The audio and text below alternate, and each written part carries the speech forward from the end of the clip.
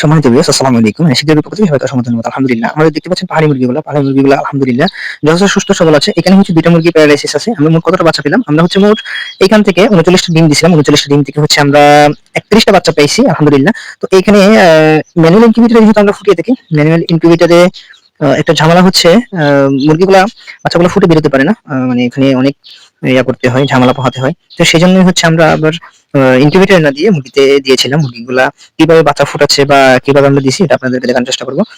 ইতিমধ্যে এখানে দেখতে পাচ্ছেন, এখানে হচ্ছে আমার ২টা পাহাড়ি মুরগি এবং হচ্ছে ২টা দেশি মুরগি, যেগুলো আমি প্রথমভাবে শুরু করি। তো ওইখানে হচ্ছে ২টা পাহাড়ি মুরগি, আমার যে ব্রিডের মোরগটা আছে ওটা হচ্ছে পাহাড়ি মোরগ। পাহাড়ি মোরগ দিয়ে হচ্ছে এটাকে ব্রিড করিয়েছিলাম দেশি মুরগি, এবং হচ্ছে পাহাড়ি মুরগিগুলোকে ব্রিড করেছিলাম। এখান থেকে আলহামদুলিল্লাহ সুস্থ সবল বাচ্চাগুলো বের হয়েছে আলহামদুলিল্লাহ।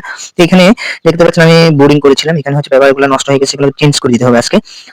তো আপনারা এখন দেখতে পাচ্ছেন এটা হচ্ছে আমার কালো সুন্দরী। কালো সুন্দরী হচ্ছে ডিম নিয়ে বসে আছে। এটাকে হচ্ছে কালকে মাত্র উনি বসিয়েছিলাম। তো এটা হচ্ছে সাদা সুন্দরী আমার, আর নিচে হচ্ছে পাহাড়ি সুন্দরী। আমি এদেরকেও ডিম দিয়ে বসিয়েছিলাম। পাহাড়ি সুন্দরী কয়েকদিনের মধ্যে হচ্ছে বাচ্চা ফুটিয়ে বের করবে, এটা হচ্ছে বাচ্চা ফুটিয়ে বের করবে। তো আমি মোট ওইখান থেকে পাহাড়ি মুরগির বাচ্চা 31টা বাচ্চা পেয়েছি। 2টা যদি নষ্ট হয়ে যায় ওখান থেকে, প্যারালাইসিস যেগুলো এগুলো নষ্ট হয়ে যাবে। তো ওইখান থেকে মোট আমরা বাচ্চা পাবো 29টি। তো আলহামদুলিল্লাহ বাচ্চাগুলো দেখা যাক। পরবর্তী আমি নেক্সট ভিডিওতে আপনাদেরকে জানিয়ে দিব আমাদের বাচ্চার গ্রোথ এবং হচ্ছে কি কি খাবার দিই আমরা সেটা। দেখেন মাশাআল্লাহ, এটা হচ্ছে কয়েকদিনের মধ্যে হচ্ছে বাচ্চাগুলো বের করবে। তো আজকে ভিডিও পর্যন্ত, সবাই ভালো থাকবেন, সুস্থ থাকবেন। আসসালামু আলাইকুম ওয়া রাহমাতুল্লাহ।